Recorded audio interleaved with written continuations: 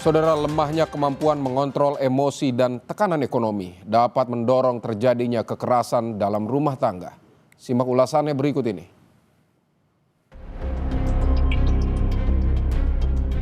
Felisida itu bisa ada tanda-tandanya terlebih dahulu, Mas. Jadi termasuk seringnya orang tua melakukan kekerasan pada anak.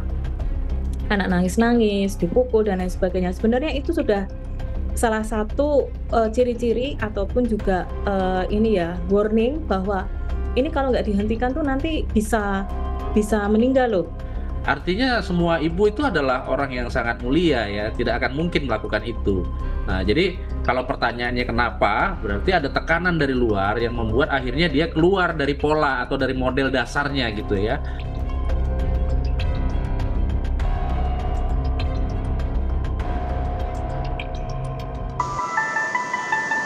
Kasus kekerasan terhadap anak yang mengakibatkan hilangnya nyawa terus berulang. Sebelum kasus penganiayaan anak di Bojonggede, Bogor, pada 21 September lalu di Penjaringan, Jakarta Utara, seorang bocah perempuan 8 tahun ditemukan tak bernyawa dalam kondisi mengenaskan. Korban hanya tinggal bersama sang ibu di lantai 3 sebuah rumah yang digunakan sebagai indekos. Diketahui kedua orang tua korban telah berpisah. Berdasar pemeriksaan tim forensik Rumah Sakit Polri, terdapat luka di tubuh korban akibat kekerasan benda tumpul. Diduga pelaku penganiayaan adalah sang ibu kandung. Bahwa betul ditemukan kondisi mayat. Kondisi mayat yang ditemukan adalah dalam posisi terlentang. Kemudian posisi mayat juga berada di lantai kamar. Ini juga tanpa busana dan sudah dalam kondisi membusuk.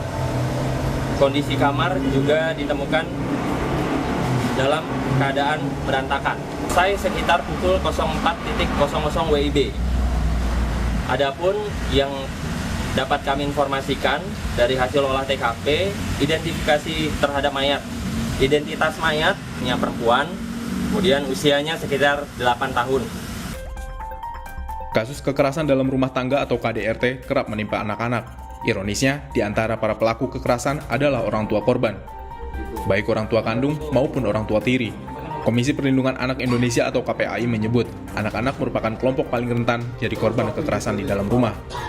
Beberapa kasus kekerasan terhadap anak yang dilakukan orang tuanya berujung pada kematian. Penganiayaan terhadap anak yang dilakukan secara terus-menerus digolongkan sebagai felisida atau pembunuhan terhadap anak sendiri. Felisida itu bisa ada tanda-tandanya terlebih dahulu, Mas. Jadi termasuk seringnya orang tua melakukan kekerasan pada anak. Anak nangis-nangis, dipukul dan lain sebagainya. Sebenarnya itu sudah salah satu ciri-ciri ataupun juga warning bahwa ini kalau nggak dihentikan tuh nanti bisa meninggal loh. Nah, kalau kita melihat di kasus felisida atau KDRT, itu korban paling banyak adalah anak balita, Mas. Ya, anak balita, anak di bawah 5 tahun ya ataupun 6 tahun. Jadi ya usia-usia segitulah. Itu banyak sekali yang menjadi korban, dan di felisida, kasus felisida juga paling banyak di usia demikian gitu ya. Dalam kasus KDRT terhadap anak yang dilakukan ibu tiri, beberapa hal dapat menjadi faktor terjadinya kekerasan. Di antaranya, istri merupakan ibu tiri korban. Bisa jadi kurang mendapat dukungan sosial dari sang suami.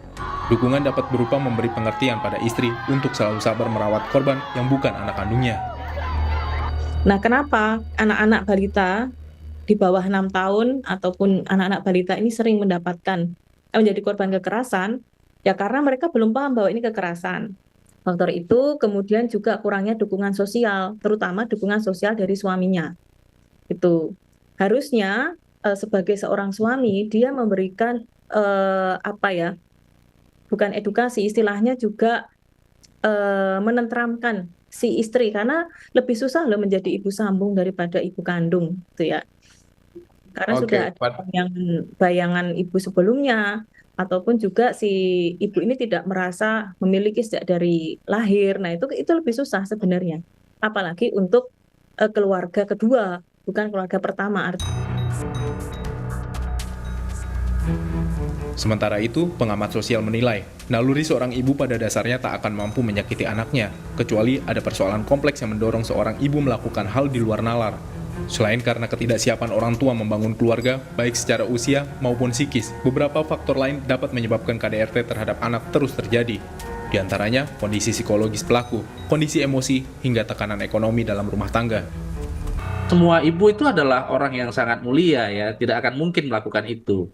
Nah, jadi kalau pertanyaannya kenapa, berarti ada tekanan dari luar yang membuat akhirnya dia keluar dari pola. Jadi kalau sudah menyimpang ya dia satu tindakan yang tidak normal lagi gitu sebetulnya. Kita bisa memahami itu sebagai tindakan psikologis yang sudah tidak normal gitu. Tapi faktor yang kedua yang saya kira justru jadi pendorongnya, kalau tadi pemicunya, pendorongnya itu adalah biasanya tekanan ekonomi ya. Jadi kalau tadi emosinya sudah semakin tidak stabil ya, tidak bisa dia kendalikan, tapi kemudian situasi di luar itu ya tidak mampu menghidupi kondisi keluarga, penghidupan keluarga tidak normal seperti orang lain misalnya ya, penghasilannya kurang, mau makan kurang, mau beli ini, mau beli itu tidak tersedia begitu. Sehingga akibatnya akan terakumulasi ya. Selain itu, rendahnya kepedulian warga juga dapat membuat pelaku KDRT leluasa mengulangi perbuatannya. Saat terjadi kekerasan dalam rumah tangga, warga yang mengetahui memilih diam daripada menegur pelaku. Namun ada fakta menarik dalam kasus penganiayaan anak yang dilakukan ibu tiri di Bojonggede, yakni adanya upaya warga untuk menghentikan KDRT dengan merekam video kondisi korban sebagai barang bukti, lalu melapor pada pengurus lingkungan. Sayangnya, warga kurang bergerak cepat untuk melapor polisi. Ya, memang kekerasan dalam rumah tangga, termasuk ini kan kekerasan pada anak yang dilakukan orang tua kepada anak, ini bagi masyarakat kita masih dianggap ranah domestik ya, yang sungkan untuk kita terobos begitu. Tapi saya mengapresiasi ini viralnya video dari pemilik warung itu menunjukkan kepedulian sudah ada ya. Tapi tetap ya menjaga dan si anak juga kan menutupi dengan sangat baik ya, dibilang dia jatuh dan seterusnya. Jadi artinya kita warga itu sudah curiga pada saat itu. Sampai akhirnya kan juga setelah jenazah ditemukan dan memang luka-lukanya parah, akhirnya kan dilakukan otopsi baru ketahuan ya. Tapi sejauh ini kita harus mengapresiasi ya, dan memang bukannya dibilang ini sama sekali jauh dari ketidakpedulian, justru peduli tapi dengan kehati-hatian, itu poinnya. Kekerasan terhadap anak dapat terjadi dalam berbagai bentuk, mulai dari kekerasan fisik, psikologis, hingga kekerasan seksual. Selain keluarga, kepedulian dan peran masyarakat sangat diperlukan untuk mendeteksi adanya KDRT yang berguna untuk mencegah dan menghentikan kekerasan terhadap anak. Ya, memang harusnya warga itu menjadi kontrol sosial yang sangat baik ya, melalui RT RW ya, apalagi juga harusnya ada pusat-pusat pengaduan atau sistem rujukan ya. Jadi memang harus ada kontrol ya. Jadi saya kira kita diuntungkan dengan adanya sistem RT RW ya. Artinya secara berjenjang ya kita bisa melaporkan dan kemudian nanti akan diproses ya ke sistem rujukan yang lebih formal. Saya kira kekerasan itu udah level yang paling berbahaya ya bagi anak ya, dan saya kira edukasi kepada masyarakat tentang hak-hak anak harus terus dilakukan ya. Jadi hak anak tuh banyak ya, bahkan bermain saja itu hak anak sebetulnya. Melindungi anak dari ancaman kekerasan adalah tanggung jawab utama orang tua. Di dalam keluarga, anak-anak seharusnya mendapatkan kasih sayang tak terbatas. Meski begitu, masyarakat juga memiliki tanggung jawab kolektif dalam menjaga dan menjamin ruang aman bagi tumbuh kembang anak. Kepedulian warga dengan sistem lingkungan yang responsif diharap mampu mencegah dan mendeteksi KDRT terhadap anak.